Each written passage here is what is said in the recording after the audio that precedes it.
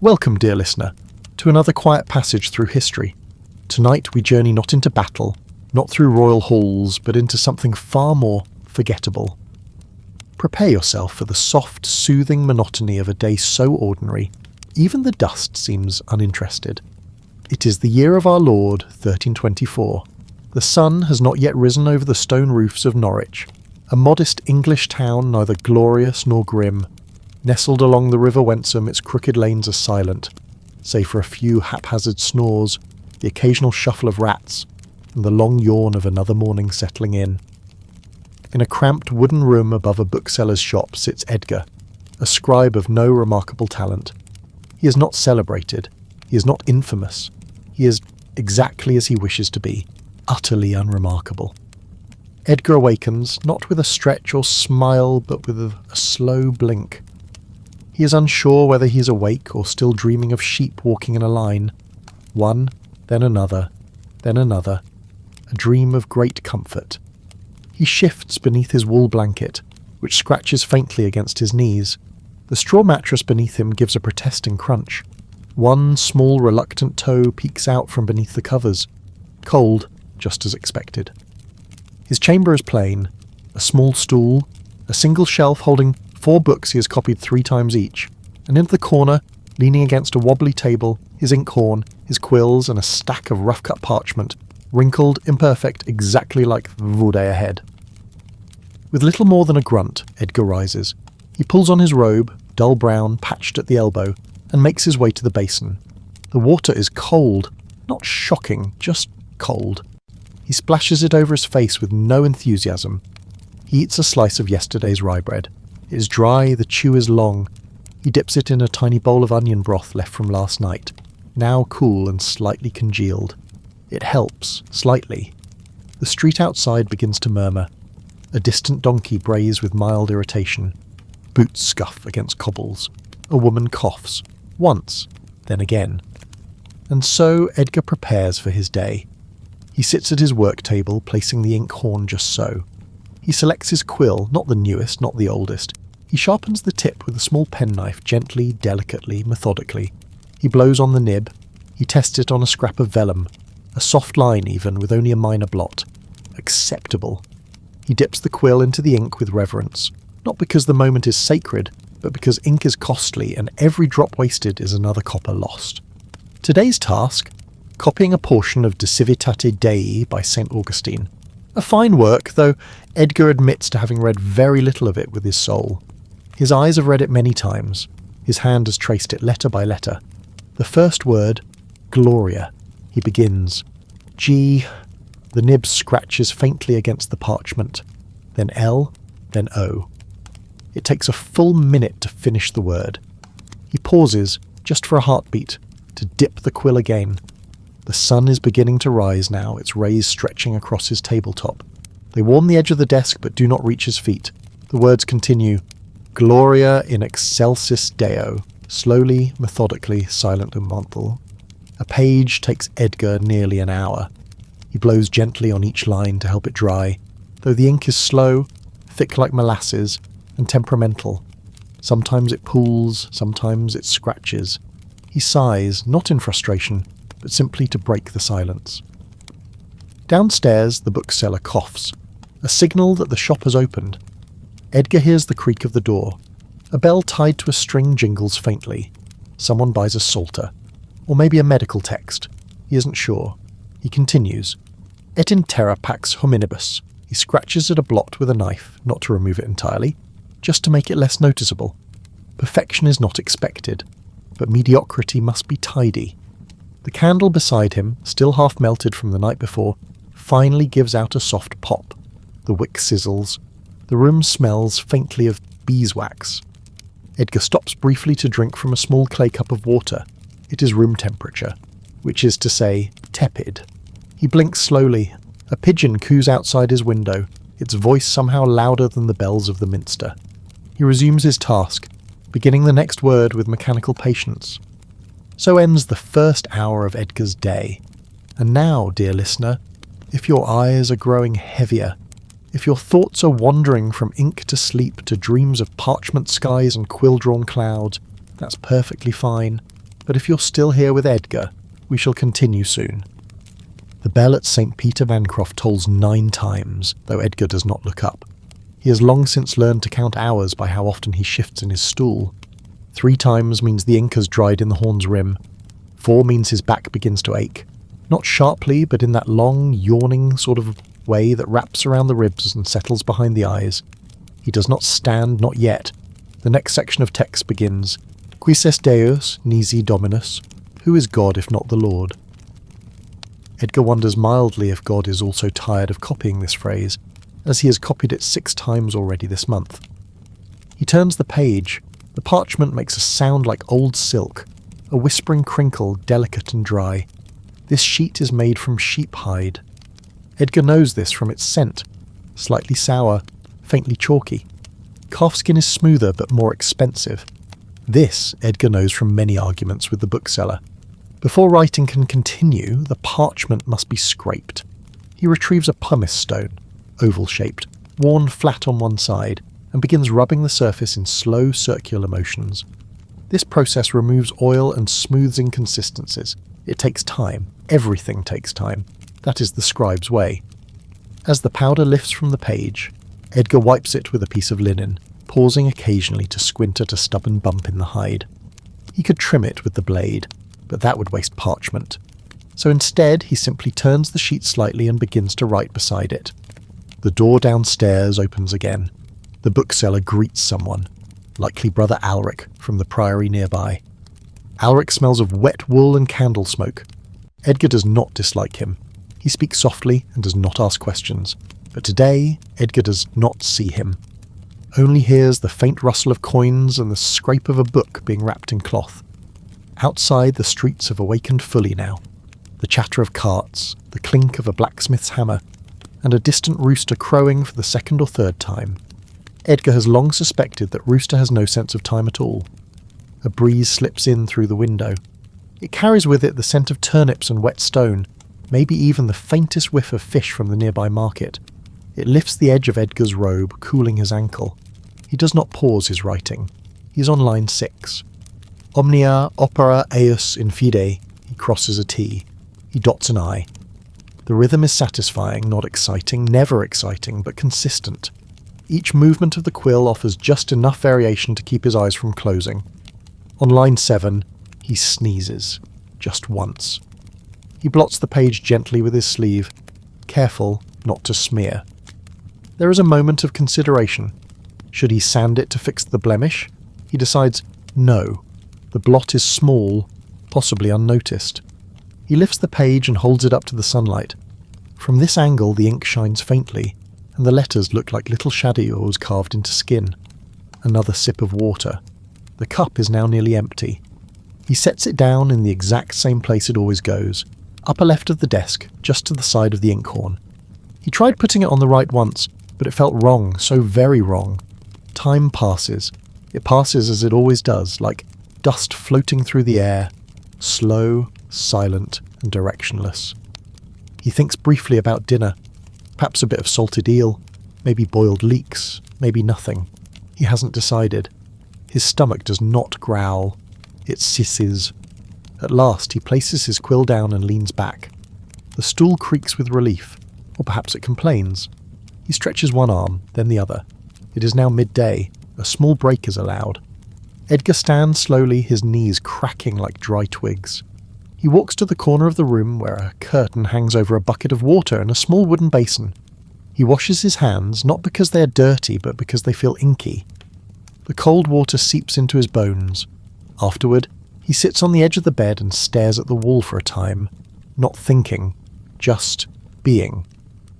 On the shelf, a small candle stub watches him like a patient cat. It leans slightly, having melted into a slope. A fly buzzes somewhere near the window. It lands, then leaves. He lays back onto the bed for a moment, closing his eyes. He listens to the world, a horse, a cough, the distant chant of monks beginning none, the midday prayer. He does not pray, he simply listens. Then after what feels like 10 minutes, but may have been 15, he rises again. He returns to his desk, he picks up his quill. He dips it. He begins once more. The afternoon begins in much the same way the morning ended, with ink, parchment and schweinitz. Edgar's quill, slightly more worn than before, still manages a neat stroke. The letters curve across the page like tiny disciplined soldiers. Each marching in line, no one out of step, no one bold enough to be different. The current page is dedicated to a commentary on Psalms. He's written it before, twice. He suspects he will write it again. Beatus vir qui non abiet in consilio impiorum. Blessed is the man who does not walk in the counsel of the wicked. Edgar wonders, not for the first time, if he has ever met a truly wicked man. He doubts it. Most people are just tired or hungry or slightly unwashed. The room grows warmer now. Sunlight pours in from the narrow window, laying golden rectangles across the floorboards. Dust dances in the light. A performance just for him. Edgar scratches the side of his neck. A small itch. Then, without pause, continues. The sound of the quill is soft, almost like rain on dry leaves. Each line he finishes is a small triumph. Not a loud one, of course, but a quiet, private satisfaction. A blot appears on the parchment, unexpected, frustrating yet familiar. Edgar retrieves his penknife and carefully scrapes the blot, pausing to blow away the flecks. Too much pressure would cut the parchment. Too little and the blot remains. He has mastered this balance through repetition, not through talent, not through study, but simply through doing it, over and over and over again. Outside, a dog barks. Once, then again, then silence. A cart rolls by. Its wheels groan with age. Children laugh in the distance. Someone drops a bucket. Water spills. Life all around him continues with a kind of casual indifference. Edgar dips his quill again. He adjusts his posture. His back aches. So do his fingers. He scratches one knuckle against the edge of the desk before returning to work. Et in lega Domini voluntas eius, and in the law of the Lord is his delight. He does not delight in the law nor detest it. He simply copies it. Lunch, such as it is, consists of a small heel of barley bread and a spoonful of soft cheese slightly sour. He eats it slowly, chewing each bite more than necessary. It stretches the moment. He enjoys small things more when they take longer. Back to work. The parchment beneath his hand now feels warmer. His wrist leaves faint oil smudges, which he dabs with a cloth. He wonders as if he should trim the end of his quill. It has grown slightly feathery, but he does not. Not yet. It will hold a few more words. Et in serone eos meditabitur die ac nocte. And on his word he meditates day and night. Edgar meditates mostly on spacing, ink flow, and whether a hair has fallen into the horn again. Hairs in ink are a terrible nuisance. By the time he finishes the third page of the day, the candle on his desk has shifted again. It leans a bit more. A drop of wax falls, landing onto a strip of unused vellum. Edgar flicks it off with the back of his knife. No damage, no drama. A shadow moves across the window pane. Perhaps a bird, or maybe just a cloud. Edgar does not look up. He adjusts the lamp wick. He dips the quill. He continues. As the sun lowers, the light grows longer and softer, pooling at the edges of his small desk. Everything is bathed in a gold-grey glow, quiet and slow-low like the edge of sleep. The bookseller creaks up the stairs. He knocks once. "Still at it?" he asks. Edgar hums a quiet, "Very good. I'll be locking up soon." The man doesn't wait for a reply. He never does. A moment later, the door creaks shut again. A key turns in the latch. The shop is closed for the day, but Edgar is not finished. Not yet. He has 3 lines left on the current page. It would feel wrong to stop now, so he leans forward. He writes, letter by letter, word by word, until the line ends, and then another, and finally the third. He sits back, not triumphant, not proud, just finished.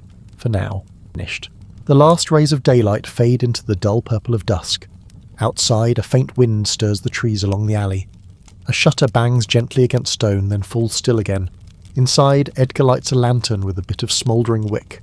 He holds it to the stub of a candle, which accepts the flame with a tiny flicker. The new glow casts long shadows across the page, slanted, quiet, golden. The script before him shimmers slightly in the low light. The ink is still wet on the last few words of his page. He leans over and blows gently. One steady breath. The surface ripples softly in reply. Now it is time to sand the page. From a pouch tied to the side of his desk, Edgar withdraws a pinch of fine ground sand and sprinkles it over the letters. This dries the ink further, preventing smudging. He lets it sit for a moment, then tips the page and taps the parchment gently, watching the sand fall like lazy snow back into a small dish. Every motion is practiced, measured, quiet.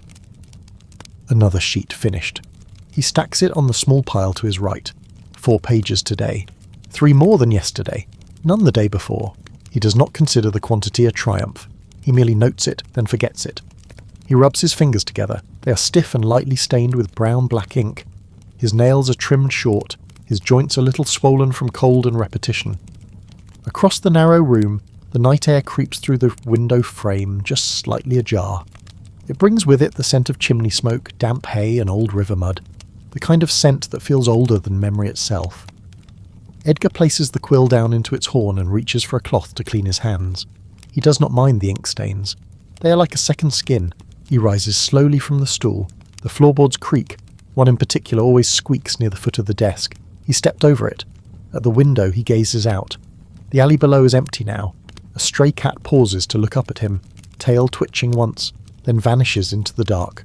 Above, the stars are just beginning to pierce through the deepening blue. One, then another, then several.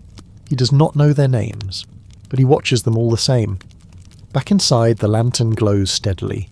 He trims the wick and places it back on its hook, just beside the shelf where the 4 copied books wait, faithful and forgotten. He wonders if anyone will ever read them. He doubts it, and yet he copies them still. Dinner tonight is meagre. A small boiled carrot, left over from the market stall 2 days ago, a scrap of mutton fat which he salts lightly, and a cup of small beer barely fermented. He chews slowly. The carrot is soft, the fat is chewy, the beer is thin.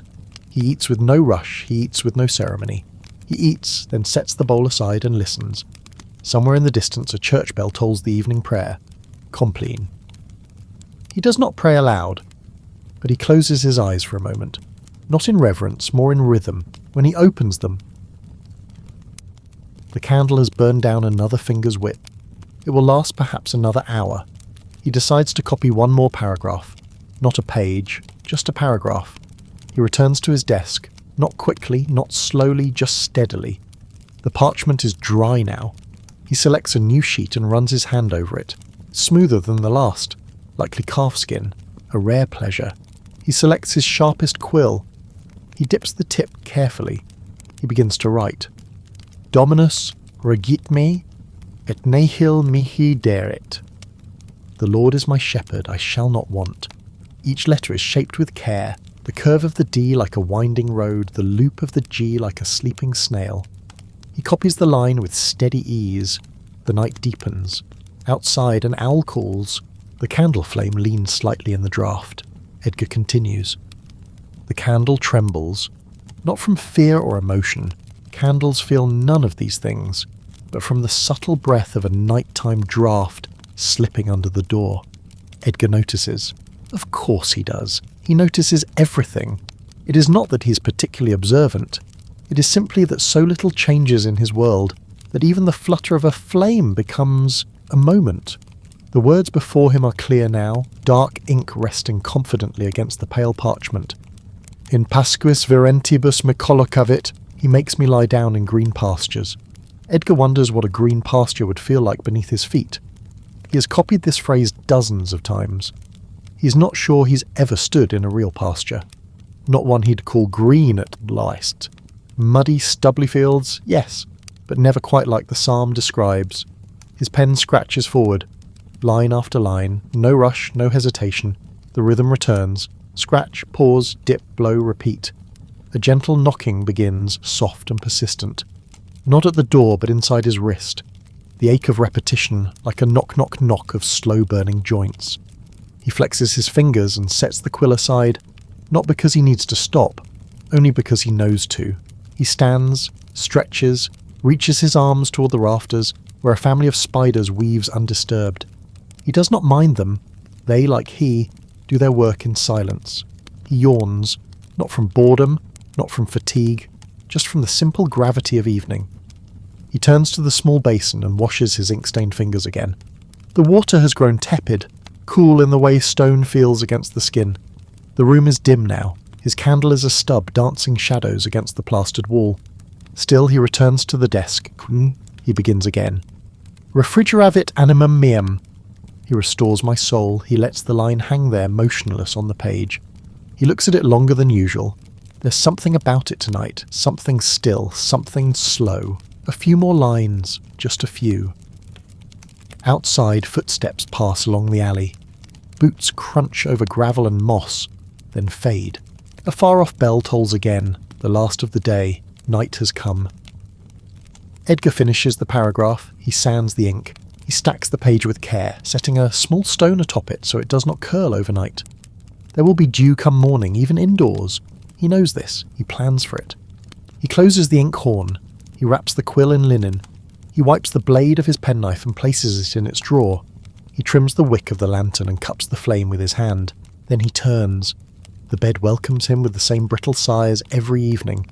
The straw shifts beneath him. He does not smooth it. He lies down.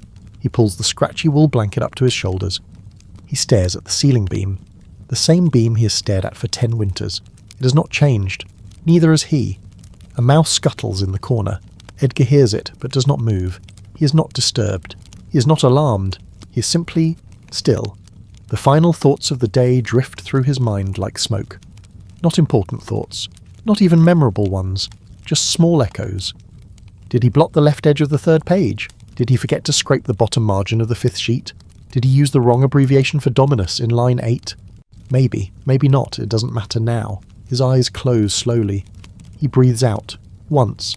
Then again. And as the last glimmer of candlelight shrinks into shadow, so ends another perfectly uneventful day in the life of Edgar, the scribe. The morning begins before Edgar opens his eyes. A pigeon coos on the rooftop. A distant bell tolls. Matins likely, its tone muffled by mist and memory. The sounds slide gently into his room, wrap around his still frame, and gently tap at the doorway of his waking mind. He blinks once, then again. The ceiling beam greets him in its usual quiet manner, unchanged and unsplintered is. It does not judge him for sleeping too long, nor does it reward him for rising early. It is simply there. The blanket itches faintly at his neck. The straw mattress has settled unevenly in the night, forming a small dip where his hip lies. He shifts. It doesn't help much. It never really does. He sits up. The air is cool, touched by dawn. The faint scent of smoke and damp wool rises from his robe as he pulls it on.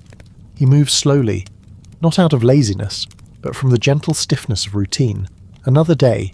No announcements, no surprises, only the pale light of morning creeping through the window's cloth curtain. He takes a sip of water from the cup beside his bed. It tastes faintly of wood. He doesn't mind. Downstairs, the bookseller coughs once, the cough of someone who has coughed the same way for years. Edgar eats a small crust of barley bread hardened at the corners. He chews slowly, looking at nothing in particular. The lantern from the night before has gone cold. Its wax has formed a shallow pool, hardened now into a slight dome. He scratches at it with his thumbnail absently, then brushes the flakes onto the floor. He lights the new day's candle. The wick sputters but holds. Then he turns to the desk. His tools are exactly as he left them. The ink horn, sealed, the penknife clean, the quills wrapped in linen. There is comfort in this. Even if it is a comfort so quiet, most would not notice it. He unwraps the quill slowly. The linen has a faint trace of ink from weeks past. He sharpens the nib gently, scrape, scrape, until the edge forms a precise triangle. A flick with his nail, a test line on a scrap. It curves neatly acceptable.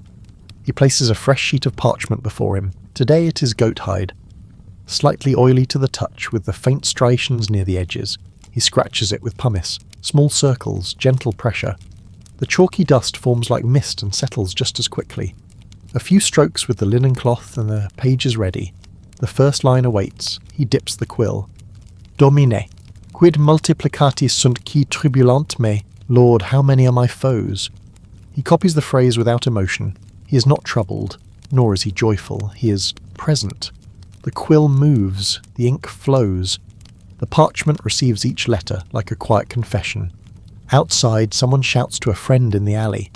A cartwheel creaks, then silence again. Edgar writes on. A sparrow lands briefly on the window ledge. It pecks once, then flutters away. He doesn't look up. His attention is on a particularly tricky letter form. A double F in a fligant me. The downstroke thickens more than intended. He frowns, just barely, and lifts his knife to scratch it back. Careful, precise, soft strokes just enough to thin the line. A small blow of air. He leans back, squinting at the word. Passable. He nods, barely perceptible, and continues. Scratch, pause, dip, blow, repeat. The second line is smoother, the third more elegant. This, Edgar thinks, might be a good sheet. He doesn't allow himself pride, but he does permit a single breath of satisfaction. The bell tolls again, prime. The morning has passed, slowly, quietly, as it always does, and Edgar writes on. By the time Edgar finishes his third line of the psalm, the room is filled with that quiet sort of late morning light, soft, grainy, and diffused through the fabric curtain like flour through a sieve. Not quite bright, not quite dim. Somewhere in between, just where Edgar prefers it. His hand pauses as he prepares for the next phrase.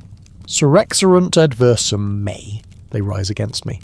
The words are strong, even bold, but they pass through Edgar's hand without emotion. His job is not to feel them, only to form them. His quill glides smoothly across the page, then hiccups. A splatter. Tiny. A flick of ink. Right in the lower margin. He lifts the quill and sets it carefully aside. A sigh, soft, not irritated, leaves his nose. From the side of the desk he retrieves a small square of rough vellum used for testing and dabbing. He presses it gently to the blot. Some of the ink lifts, but not all. Then, as before, the knife. He tilts it gently under the edge of the blot, the way one might scrape ash from a hearth brick. Not too deep, just enough to thin the mark. Then a brush with the cloth, then a breath. Then the parchment rests again. Good enough. He will place a decorative initial over it later. Perhaps a small red capital S with curling vine work, not because it's needed, but because it gives the page purpose again. He resumes. Scratch, pause, dip, blow. Outside, a small commotion, two fishmongers arguing about eels. Edgar catches only fragments. Slippery thing, and twice the size yesterday. Then the sound fades again. He copies another line, then another. His stomach grumbles faintly, barely more than a whisper. He has a lump of cheese wrapped in cloth beneath the desk. It is sharp, slightly cracked, and smells of linen. He sets his quill in the horn, takes the cloth-wrapped cheese, and tears off a piece with his teeth. It crumbles slightly. He chews slowly, no rush. Food is not exciting, but it is something to do. A few crumbs fall on the page. He brushes them away carefully with the back of his hand. Then, without delay, he resumes. Non timebo milia populi circumdantis me. I will not fear the thousands around me. The irony, he thinks, is that he rarely sees even 10 people in a day, let alone thousands. But the line flows well, and the rhythm of the Latin is pleasing. He stops momentarily to rotate the page, just slightly, so that the next few lines align more evenly with the grain of the parchment. The grain runs at a shallow diagonal. He adjusts his angle to match it. This kind of attention matters, though few would ever notice. Another dip of ink, a curl of the final letter, an upward flick, then stillness. At the bottom of the sheet he writes the line he always writes. Explicit tertia pars psalmi. Here ends the third part of the psalm, a simple closure. He places the sheet carefully atop the pile. He weights it with a flat piece of tile to prevent warping. The tile has a chip in the corner. He uses it to remember which sheets are newest. The candle needs trimming. He lifts the snuffer, cups the flame for a moment and nips the blackened wick. It sizzles. He relights it. The light grows steadier again. In the alley, someone walks by humming a tune too old to be named. The melody drifts upward and gets caught in the window frame before disappearing. Edgar stretches his fingers. Crack, crack, soft crack. Then again, a new sheet, a clean line, another psalm. He does not rush, he does not delay, he simply continues. The new sheet before Edgar rests flatter than the last. No bumps, no ridges, a small mercy. He runs his fingers across it to feel the texture. Fine, almost smooth, likely from a young goat. A better surface for calligraphy, though still unforgiving. He marks the top margin lightly with a piece of charcoal, just small dots to guide the line spacing. He counts them quietly in his head. 1, 2, 3, 4, 8 lines per inch, 32 lines per page. He allows himself one mistake, no more.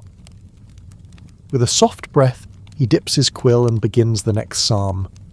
Cum invocarem exaudivit me Deus. When I called, the Lord answered me. A beautiful phrase, though Edgar does not dwell on it. His focus is on the X in exaudivit, a letter that so often splits the nib if rushed.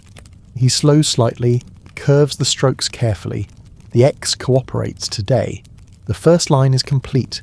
He shifts in his seat, adjusts his robe, and pulls the candle a little closer. Then begins again. The morning is fading now. He can tell by the warmth that touches the back of his right hand. The sun has shifted just enough to peek through the window pane, lighting his fingers as they hover above the parchment. A bee buzzes past the glass, dazed. It strikes the pane once, then again, and finally gives up, vanishing toward the river. He writes on, Miserere mei, Domine, et exaudi orationem meam. Have mercy on me, Lord, and hear my prayer. The sentence is longer than the line allows. He compresses the letters slightly. Not too much. Not so they crowd one another. Each word must breathe, even if faintly. His hand begins to ache again, the familiar rhythm of pain that pulses in the lower fingers. He sets the quill aside and massages the base of his thumb, not deeply, just enough to ease the dull tightness, then continues. Filiae hominum usquequo gravi corde. Sons of men, how long will your hearts be heavy? A strange line, he thinks. Heaviness of heart is not something easily measured. He hears a noise downstairs, the latch on the storeroom. The bookseller must be fetching the bundles from the binder. Sometimes, when the weather is dry, Edgar can smell the glue and leather from his room. Today it is faint, mingling with dust and parchment and candle soot. Another line completed. He turns the page carefully. The parchment bends obediently. On the shelf above, his finished stack leans slightly. He straightens it with one finger. One sheet slips off. He catches it in midair with both hands and inspects it. There is a smudge in the lower margin. He remembers this one. It was a thumbprint from 2 days ago. He meant to correct it.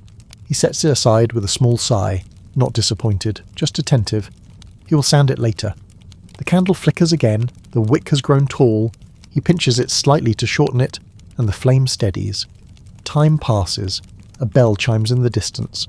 Terse. He does not rise. He simply notes it, like he does every day. Another psalm nearly done. He narrows the final line to fit within the margin, angling the letters just slightly to preserve balance. And then, with a final stroke, in pace in idipsum dormium, in peace I will lie down and sleep. He smiles faintly, not at the irony though he sees it, but at the way the final flourish of the M feels smooth on the parchment. It is a rare joy. That last letter done well. He sets the sheet aside. 4 pages today. Steady work. Not fast, never fast, but enough. He stands again, stretches his legs, and walks to the window. Below, the street is quiet. 2 children chase a chicken. A woman balances a basket of leeks on her head. The same man with the same mule cart trudges past at the same hour he always does. The world, it seems, is also a scribe. It copies itself daily, line after line, image after image, and Edgar, like the world, continues his quiet inscription. The new sheet before Edgar rests flatter than the last. No bumps, no ridges, a small mercy. He runs his fingers across it to feel the texture. Fine, almost smooth, likely from a young goat. A better surface for calligraphy, though still unforgiving. He marks the top margin lightly with a piece of charcoal, just small dots to guide the line spacing. He counts them quietly in his head. 1, 2, 3, 4, 8 lines per inch, 32 lines per page. He allows himself one mistake, no more. With a soft breath, he dips his quill and begins the next psalm. Cum invocarem exaudivit me Deus. When I called, the Lord answered me. A beautiful phrase, though Edgar does not dwell on it. His focus is on the X in exaudivit, a letter that so often splits the nib if rushed. He slows slightly, curves the strokes carefully. The X cooperates today. The first line is complete. He shifts in his seat, adjusts his robe, and pulls the candle a little closer. Then begins again. The morning is fading now. He can tell by the warmth that touches the back of his right hand. The sun has shifted just enough to peek through the window pane, lighting his fingers as they hover above the parchment. A bee buzzes past the glass, dazed. It strikes the pane once, then again, and finally gives up, vanishing toward the river. He writes on, Miserere mei, Domine, et exaudi orationem meam. Have mercy on me, Lord, and hear my prayer. The sentence is longer than the line allows. He compresses the letters slightly. Not too much. Not so they crowd one another. Each word must breathe, even if faintly. His hand begins to ache again. The familiar rhythm of pain that pulses in the lower fingers. He sets the quill aside and massages the base of his thumb. Not deeply, just enough to ease the dull tightness, then continues. Filiae hominum usquequo gravi corde. Sons of men, how long will your hearts be heavy? A strange line, he thinks. Heaviness of heart is not something easily measured. He hears a noise downstairs, the latch on the storeroom. The bookseller must be fetching the bundles from the binder. Sometimes, when the weather is dry, Edgar can smell the glue and leather from his room. Today it is faint, mingling with dust and parchment and candle soot. Another line completed. He turns the page carefully. The parchment bends obediently. On the shelf above, his finished stack leans slightly. He straightens it with one finger. One sheet slips off. He catches it in midair with both hands and inspects it. There is a smudge in the lower margin. He remembers this one. It was a thumbprint from 2 days ago. He meant to correct it. He sets it aside with a small sigh, not disappointed, just attentive. He will sand it later. The candle flickers again, the wick has grown tall. He pinches it slightly to shorten it, and the flame steadies. Time passes. A bell chimes in the distance. Terse. He does not rise. He simply notes it, like he does every day. Another psalm nearly done. He narrows the final line to fit within the margin, angling the letters just slightly to preserve balance. And then, with a final stroke, in pace in idipsum dormium, in peace I will lie down and sleep. He smiles faintly, not at the irony though he sees it, but at the way the final flourish of the M feels smooth on the parchment. It is a rare joy. That last letter done well. He sets the sheet aside. 4 pages today. Steady work. Not fast, never fast, but enough. He stands again, stretches his legs, and walks to the window. Below, the street is quiet. 2 children chase a chicken. A woman balances a basket of leeks on her head. The same man with the same mule cart trudges past at the same hour he always does. The world, it seems, is also a scribe. It copies itself daily, line after line, image after image, and Edgar, like the world, continues his quiet inscription. The candle's flame flickers gently as Edgar guides his quill across the fresh page, his hand moving with unthinking steadiness. Not slow, not fast, just constant, like the turning of a wheel or the drip of water in a still room. Oribus percipe vocem orationis meae. Give heed to the voice of my prayer. The Latin flows easily today. The letters settle like quiet footfalls along a path he's walked many times. He leans slightly forward, not from eagerness, but from habit. Hunching helps him keep the right angle, too upright and the lines skew downward, too slouched, and the ink pools in the wrong corners. He knows the body as a tool for writing. He positions his weight the way a woodworker holds a plane or a blacksmith lifts his hammer. The candle has burned low, revealing its curled stub of wick. Edgar trims it with a tiny iron snuffer, barely making a sound. He relights it. The flame glows warmer now, slightly closer to the parchment than before. He continues, Rex meus et Deus meus, my king and my god. He glances at the edge of the page, a bit too close. He adjusts the spacing slightly for the next line, narrowing the arches of his A's and the legs of his H's. The page breathes better when balanced. He lifts the parchment and holds it up to the window. The light glows faintly through the skin, highlighting a tiny flaw near the top, a scar from the animal it once belonged to. He traces the scar gently with a fingertip, as if reading the past. It doesn't interfere with the text, so he continues. He'll place an ornate initial just beside it, perhaps a golden D with curling ivy. He makes a mental note, then again, quill, ink, page. Quoniam ad te orabo, Domine, for unto you I will pray, O Lord.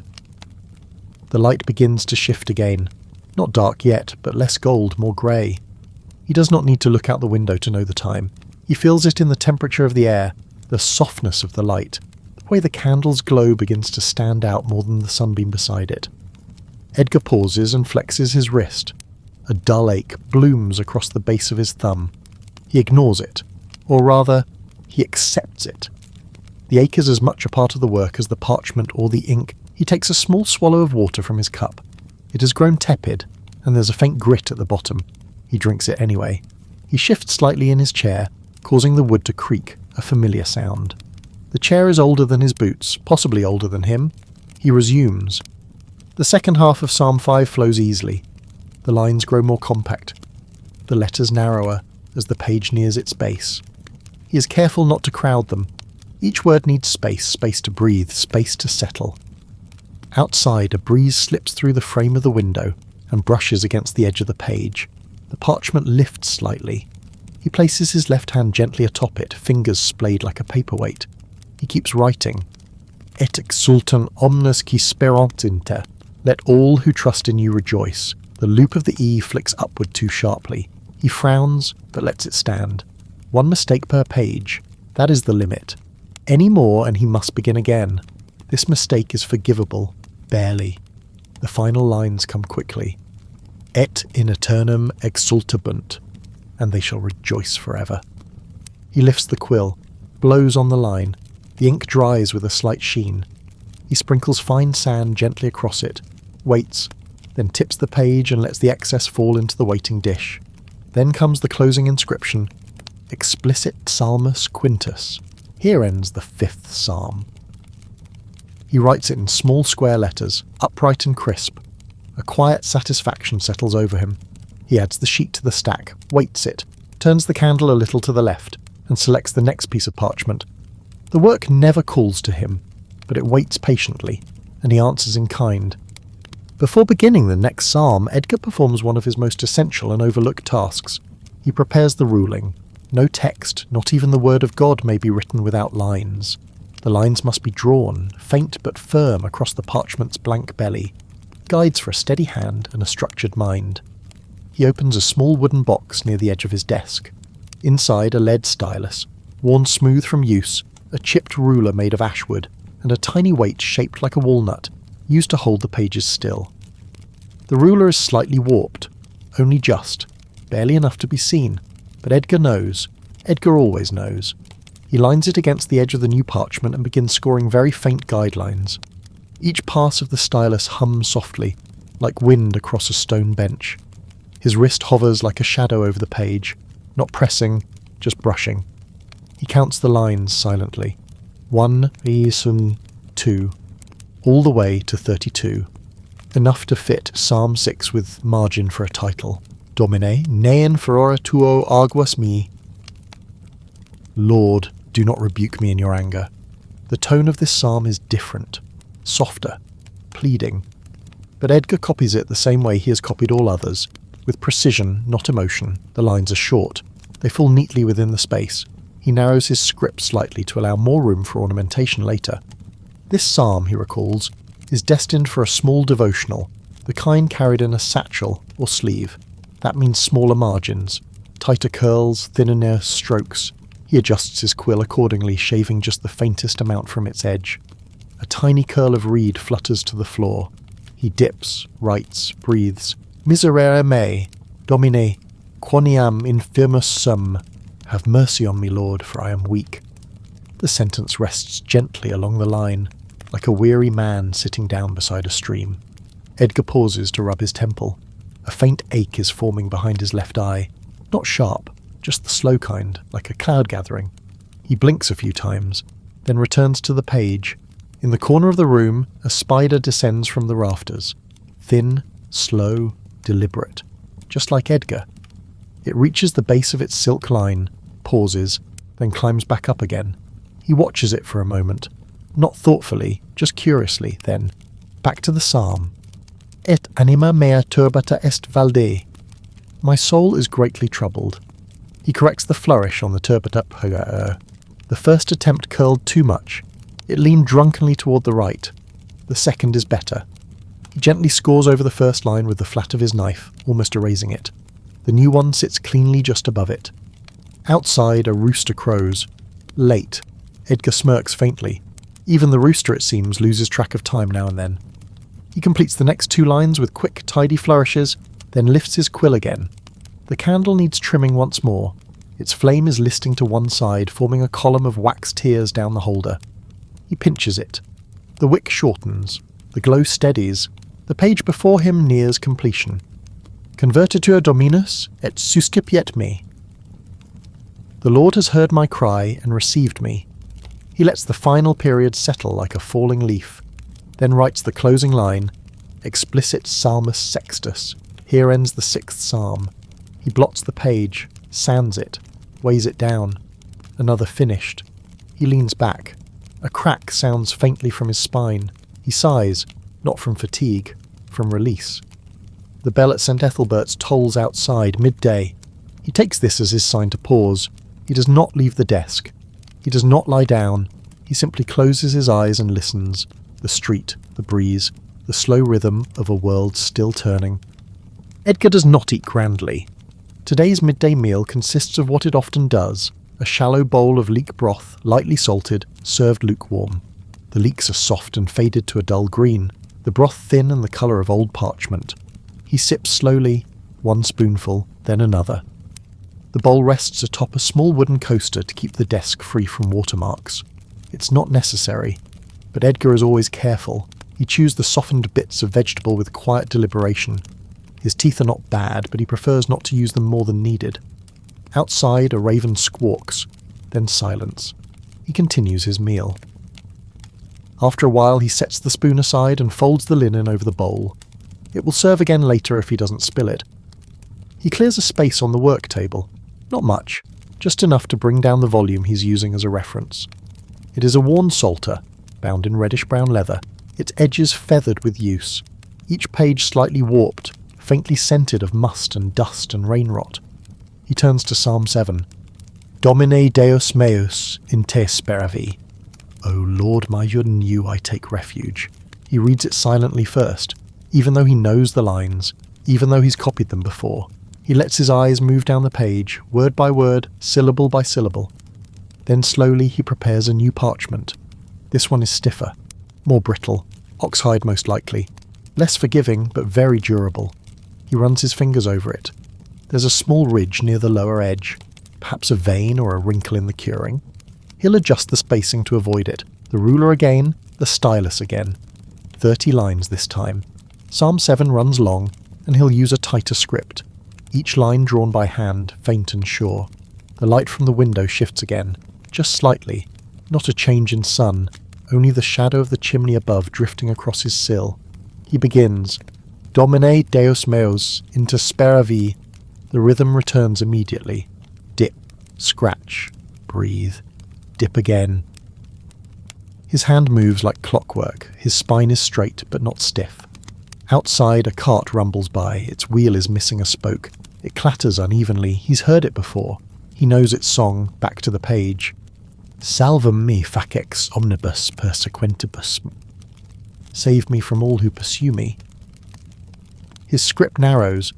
The letters lean just slightly to the right now. Not carelessly, just in acknowledgement of the page's tighter format. He re-inks more frequently. The oxhide drinks ink thirstily. He pauses to sharpen the quill again. 2 light scrapes with the knife. A flick, then back. He completes a 3rd line, then a 4th. The candle no longer casts shadows. The daylight has reclaimed the desk. But Edgar leaves it burning. He likes the scent. He likes the company. A fly buzzes briefly past his ear, then retreats into silence. He blinks slowly, letting his eyes rest in the dim for a moment. Nequando rapiatut leo animam meam, lest he tear my soul like a lion. He copies the phrase with the same measured care as any other. No urgency, no drama, only order. He pauses midway down the page to correct a letter form. A loop in the tail of a G had curled too far inward, making it resemble a Q. Such a thing would not do. He scratches it gently, redrafts the loop, then dots a tiny mark above to remind himself it was corrected. A minor flaw, but acknowledged. Always acknowledged. By now, the broth has gone cold. He sips it anyway. He does not waste food. Even cold, it carries salt and warmth. If not in temperature, then in memory. He sets the bowl aside and finishes the final 3 lines of the psalm. The words nestle into place. The spacing feels right. The margins are even. The page breathes just a little. He completes the closing. Explicit Salmus Septimus. Then he leans back. Not far. Just enough for his spine to relax. Outside, the clouds gather faintly across the rooftops. Not dark. Not yet. But the sky has begun its long journey toward evening. Edgar lets the ink dry. He sands it gently, weights it with his usual tile, and once again, the day moves on. Quiet, predictable, perfectly forgettable, just as it should be. The air has cooled slightly. Afternoon is gently becoming early evening, though no one has said so. There is no announcement, only the long, low groan of time slipping forward. Edgar listens, not to anything in particular, only to the space between things, the rustle of a pigeon, the shift of parchment beneath his hands, the occasional pop from the candle's wick now blackened near the top. He trims it with practiced ease. He does not rise. He does not speak. He simply prepares the next sheet. Psalm 8. Domine, Dominus Noster, quam admirabile est nomen tuum. O Lord, our Lord, how majestic is your name. He allows himself a moment to admire the sentence. It has a symmetry to it, a kind of gentle reverence built into the structure of the words themselves. But still, he begins the same way. A fresh sheet of parchment. This one smoother and slightly thinner than the last. He brushes it with his sleeve to remove dust. No crumbs, no hair, nothing to interrupt the flow. He lifts the stylus and draws faint ruling lines once more. Each line is spaced evenly, like the bars of an invisible song. And then, the first word, the first letter, the first downstroke. Domine, he adds a decorative capital D just a little taller than the rest. Not elaborate, just enough to mark the page's beginning. His quill moves steadily through the psalm. Quoniam elevata est magnificentia tua super caelos. Your glory is higher than the heavens. He adjusts his wrist for the longer phrase. The ink pools a bit too thickly near the end. He lets it dry, then lifts it lightly with cloth. It leaves a shadow of a letter beneath the new stroke, like a ghost of the line before it. Edgar does not mind, it will not be seen. He continues, each word laid down gently, not pressed. The parchment responds to pressure. Too much, and the fibres stretch, the ink bleeds, but just enough and it rests like silk against stone. He pauses briefly to check the spacing on the right margin. Still even, still aligned. He taps his finger once on the edge of the sheet, an unconscious reassurance. A soft breeze touches the room. It carries with it the faint smell of roasted grain, likely from the bakery down the road. He remembers bread, not today's bread, but the thick, dark rye loaves of winters past spread with lard or dipped into stew. He remembers the warmth of them in his hands more than the taste. He returns to the psalm. Ex or infantium et lactentium perficisti laudem. Out of the mouths of infants and nursing babes you have prepared praise. He narrows the final word to fit the margin. Perficisti leans slightly but remains legible. He dips the quill again. Each time he does, the ink swirls quietly in the horn, inky black with a faint brown sheen. He likes that sound, the soft plip of quill meeting ink. Outside, a horse snorts. The sound is followed by the scuff of hooves, the muted clap of wooden wheels on dirt. It passes. So does time. He's halfway through the psalm now, a short one, a beautiful one, but still work. Quid est homo quod memoris eius? What is man that you are mindful of him? Edgar considers that, not deeply, only briefly. Then he forms the letters carefully, giving the Q a sharper tail, the D a heavier spine. The light in the room fades just slightly more. He glances at the window, not at the sky, but at the shadow it casts across the sill. It reaches further than it did this morning. Not long now, he finishes the final two lines. Gloria et honore coronasti eum. You have crowned him with glory and honour. Then the closing. Explicit Salmus Octavus. He sits still, watches the ink dry, then sands the sheet, brushes it, adds it to the stack. He does not count them, but he knows exactly how many pages he has written, just as he knows how many times he's trimmed the wick, how many times he's sharpened the quill, how many times he's looked at the same shadow climbing the same wall. The day is nearly done. and still he writes on. The shadow from the window has now crossed the desk entirely. It stretches long and thin over Edgar's hand, casting his fingers in gentle dusk. He does not light the lamp yet.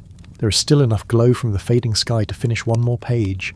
Just one. He selects another sheet. This one more supple, with a faint grain along the left edge. It curls slightly at the corner. He places a small stone atop it to keep it flat. It's Psalm 9.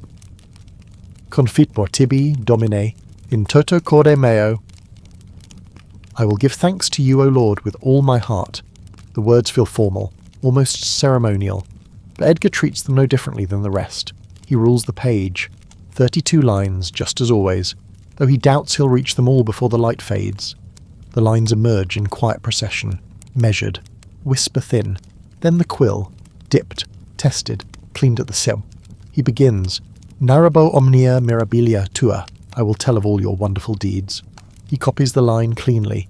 The mirabilia is long, but he compresses it gently, letting the vowels narrow without collapsing. The air feels cooler now. He wraps his shawl tighter across his shoulders. Somewhere below, in the alley, a dog barks once. Then again, softer. Edgar lifts his eyes briefly, then returns to the page. Scratch, dip, stroke, blow. In convertendo inimicum beum retrosum, when my enemies turn back. He frowns faintly. The R in retrosum bled a little. Too much ink on the curve. He dabs it carefully. Scrapes it slightly. Sands the margin. Fixed. Not perfect, but fixed. Outside, the bells begin to ring, vespers. Their tones are low and worn, the kind of ringing that suggests tired ropes and chilly hands. He pauses, as he always does when the bells toll. Not for prayer, not for ritual, but for rhythm. The bell divides the day, and Edgar honours it by stillness. When it fades, he writes again. Consumpta sunt gentes, periit impius. The nations have perished. The wicked are no more. He wonders, briefly, if that's true. But such thoughts have no place in his work. He adjusts his grip on the quill. His fingers are stiffening, the joints pulsing softly. The light is dimmer now, enough for a few more lines, but no more. He speeds slightly. Et Dominus in aeternum permane, but the Lord sits enthroned forever. He ends the line a little too close to the right edge. He corrects with a thinner tail on the final T, then the final phrase of the sheet. Judicabit orbem terrae in equitate. He will judge the world with justice. He dots the final period and leans back. The page is unfinished. Only 18 lines of 32 filled. But he will not continue in this light. It invites error. He stands slowly. His knees crack. He brushes the sand across the ink, careful not to let it spill. He sets the page aside, not on the pile, but on a separate shelf. He will complete it tomorrow. His candle wick is low. He lets it go out on its own. The smell of melted wax and soot rises softly in the room. He gathers his tools, wraps the quill, cleans the knife, closes the inkhorn. His motions are precise, practiced, slow, not from age, but from habit. Each thing in its place. He sits again, only briefly. Looks at the desk, at the pages, at the silent tools. He folds his hands, not in prayer, only in pause. The day has ended, and the work for now has ended with it. Tomorrow will bring more psalms, more parchment, more wax, more silence, and Edgar will greet it the same way he always does, with stillness. The room dims entirely as the last of the daylight fades beyond the rooftops of the street below. There is no sunset to admire, only the quiet slipping away of colour from the walls, until all that remains is a pale grey wash, the soft residue of dusk. Edgar does not rush to light another candle. There is a kind of peace in letting the dark arrive slowly. He stands from his desk. His knees click faintly, two short, dry sounds like the clack of worn abacus beads. He walks to the window, as he always does, and opens the shutter by 2 finger widths. The evening air breathes into the room. It carries a hint of earth, chimney soot, and the sharp sweetness of coal smoke. Somewhere below, the fishmonger sings. Not a melody exactly, more a murmur with pitch, a song without lyrics. Edgar listens for a moment, then he pulls the window closed again and latches it. Behind him, the desk sits in soft shadow. The parchment glows faintly in the last of the light. He places a cloth over the stack of completed sheets, not because it's needed, there are no drafts, no wind, but because he always does. Then he returns to the far corner of the room, where the bed waits. It is not a bed in the modern sense, more a frame of wood and rope, cradling a sack of straw with a single woolen blanket stretched neatly across the top. He lowers himself to sit on its edge. His shoes remain by the hearth, untouched since morning. He loosens the cord at his waist and shrugs off his robe, then folds it, first in half, then thirds, and lays it on the small stool beside the bed. Beneath, his tunic is thin and patched at the elbows. He smooths it absently with both palms before pulling the blanket over his knees. The room sighs into stillness. A single candle remains lit in the far corner, the stub of the day's work forgotten until now. He watches its flame. It dances faintly in the draught. Not frantically, not bravely, just enough to exist. Leaves it be. Lying back slowly, he rests his head against the small linen stuffed cushion. It is flat but not hard, enough to lift the neck slightly, enough to know where one ends and sleep begins. His thoughts do not race, they never do. They walk as he does slowly, steadily, one behind the other. He thinks of the page left unsealed, of the phrase he copied last. Judicabit orbem terrae inequitate. He recites it again under his breath, more from habit than belief. He pictures the line on the page, the way the Q arched like a shepherd's crook, the ink still drying at the left margin, the space waiting for the next psalm to begin. He closes his eyes. The bed creaks slightly under his shift in weight. The wool blanket holds the day's warmth against him. It smells faintly of lanolin and chalk. He takes one slow breath, then another. The candle in the corner finally gutters out. It does not pop. It does not cry. It simply ceases to be. Darkness folds over the room. Not sudden, not sharp, just complete. Edgar sleeps, and the world for now continues without him. The morning does not arrive with fanfare. It comes quietly, sliding in under the door, between the shutters, around the edges of the blanket still tucked beneath Edgar's chin. A thin grey light, neither warm nor cold, simply present. Edgar stirs, not with a start, not with a groan, just a subtle shift of weight, a breath that deepens, the smallest movement of his hand toward the edge of the blanket. He opens his eyes. The room is as it was, small, square, filled with the soft smell of vellum and old wool. The fire is out. Of course, only a shallow nest of pale ash remains in the hearth, soft and cold as flour. He does not rise immediately. He lies still for a few more moments, allowing the rest of him to catch up with his eyes. Then, without sound, he sits. His tunic falls in folds about his knees. He stretches one leg, then the other. A faint crack in his ankle greets the morning. Familiar. Expected. He walks to the water basin in the corner. The surface is still. He dips his hands in, breaks it. It is cold but not biting. He washes his face with slow, practiced motions. The chill sharpens him, not into alertness, into steadiness. He dries his hands on a cloth hanging by the door. The cloth is stiff at the corners from years of use. He dresses. The same robe as yesterday, the same belt cord knotted the same way. No hurry, no hesitation. Then the room begins to wake with him. He trims the candle wick first, sets it aside, then dusts the surface of the desk with the side of his sleeve. He removes the cloth from the stack of finished sheets, checks them briefly, no curling, no dust. The unfinished page lies where he left it, weighted by the same stone. He lifts the stone, straightens the parchment with one gentle tug, then prepares the ink. Today he adds only the smallest drop of vinegar. The weather is cooler, the ink stays thicker longer. He stirs it gently with the bone stick, watches it settle. Then, the quill. He tests the tip on the scrap sheet. The line is clean, slightly sharp, good. He returns to Psalm 9, Et Dominus refugium erit oppresso. The Lord is a refuge for the oppressed. He continues as though there had been no night. No pause, no sleep. The words come back like breath, like footsteps returning to a familiar road. Scratch, dip, blow. The pattern returns. The candle, newly lit, casts a soft egg-yellow light onto the parchment. Outside, the city has not quite woken. Only the low call of a rooster and the roll of a distant cart betray the hour. Edgar works in silence. Et non derelinquas quaerentes ter. You do not forsake those who seek you. The final lines of the psalm fall easily into place.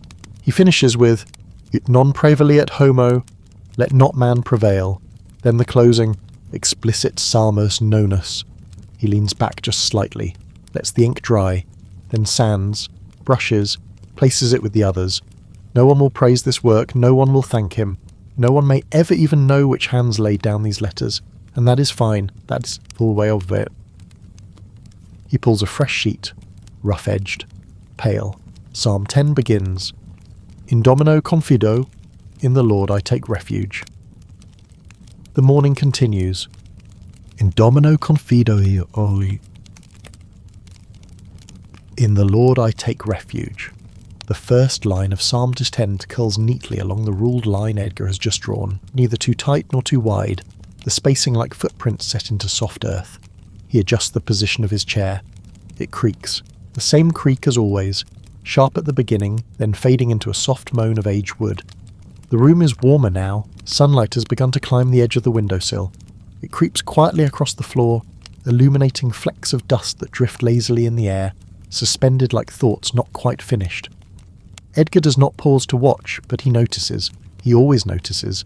His quill glides across the parchment, the ink glistening just for a moment before it dulls into permanence. Quomodo dicitis animae me. How can you say to my soul? He completes the phrase, then dips again. The horn of ink is slightly lower now. He will need to mix a fresh batch before the next psalm. He makes a mental note. Outside, the street is beginning to stir. Boots, hooves, a pail clanging somewhere. The flap of linen as a shop awning is drawn up. He tunes it all out. Not deliberately, it just fades, like an echo behind a stone wall. Inside the world is simpler. Just page, and quill, and ink. Quia ecce peccatoris detenderunt arcum. For behold, the wicked bend the bow. The word detenderunt is a tricky one. 7 syllables, many curves. He shapes each letter slowly. The tail of the R extends slightly longer than planned. He frowns, then breathes. Not every line must be perfect. Only the whole must feel true. A faint sound behind the wall distracts him. A rustling, soft and irregular. A mouse, likely. They visit from time to time. He does not set traps. There is nothing in his room for them but crumbs of parchment and sometimes a forgotten crust of bread.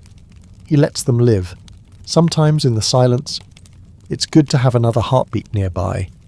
Dominus in templo sancto suo, the Lord is in his holy temple. He writes the phrase with steadiness. The candlelight and morning light mingle now on these parchment, creating a halo around his wrist as he moves. Then he makes a mistake. A small one. He writes in sanctuo instead of sancto. His breath catches. He seizes it the moment the U curves into the place. He lifts the quill, holds it above the page. A drop of ink trembles on the nib. He moves quickly, dabbing it with cloth. Too late. A faint blot has formed just above the line. He closes his eyes. Not in anger, not in despair. Just in brief, quiet recognition. One mistake allowed. Sometimes 2, but not in the name of the Lord. He sets the sheet aside. Not discarded. Not yet. He will scrape it later. If the parchment allows it. He fetches a new sheet, rerules the lines, resharpens the quill, and begins again. In Domino confido. The same words, but not the same. The rhythm of the second attempt always flows differently. Faster, perhaps, or deeper, like water finding a smoother path. He finishes the new sheet before midday. Justus Dominus et justitias dilexit. The Lord is righteous. He loves justice. He dots the final period gently, then writes, Explicit Salmus Decimus. He sets the sheet beside the others, weights it lightly. His hand aches more than usual. The pressure in his fingers seems to pulse with each beat of his heart. He presses his knuckles into the table's edge, stretches, breathes, outside the bell tolls again. None of the great ones, just the quarter chime of a street chapel or distant shopkeeper's bell. The sound slips into the room unnoticed by the world. But not by Edgar, never by Edgar. Edgar rests his hands on the table, palms down, fingers slightly splayed, not stretching, not fidgeting, just being still. The room is silent now, almost unnaturally so. Even the street below has quieted. No more carts, no bird song, only the faintest crackling of old wood settling in the beams above. This moment, between one psalm and the next, is not idle. It is part of the rhythm, like the pause between footfalls on a stair. Like the breath between verses in a chant. He allows it. Then carefully, he opens his reference volume again. He turns the page. Psalm 11, short, sharp, almost stern. Salvum me fac, Domine quoniam defecit sanctus. Help, Lord, for the godly man ceases to be. He reads the line, not aloud, but in the quiet cadence of his inner ear. He touches the parchment beside him. It's firm, a little heavier than the last, suitable for a short psalm. There will be plenty of room for embellishment. He rules it quickly, 25 lines, more than he needs. He trims the quill. The end has begun to splay slightly, like a broom left too long in water. A single scrape with the knife, then another. Perfect. He dips, begins. Salvum me fac, Domine. The letters flow again. The room has warmed, and the ink is thinner.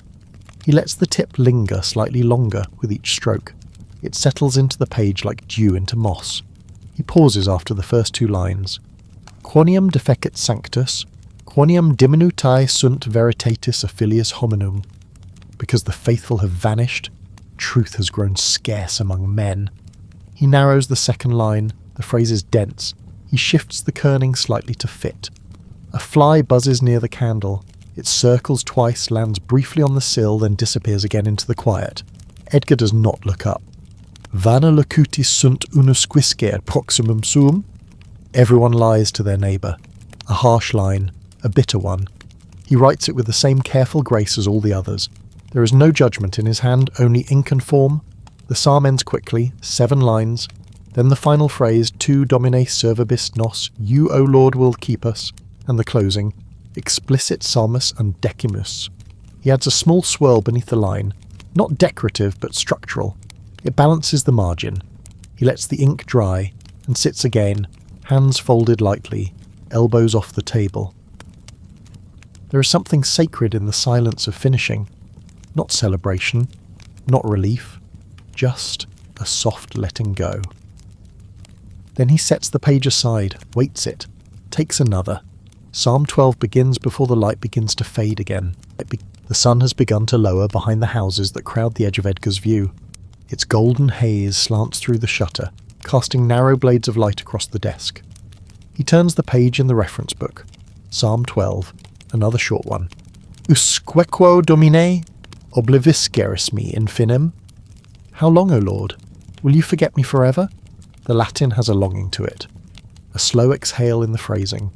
Still, Edgar doesn't react. He simply begins.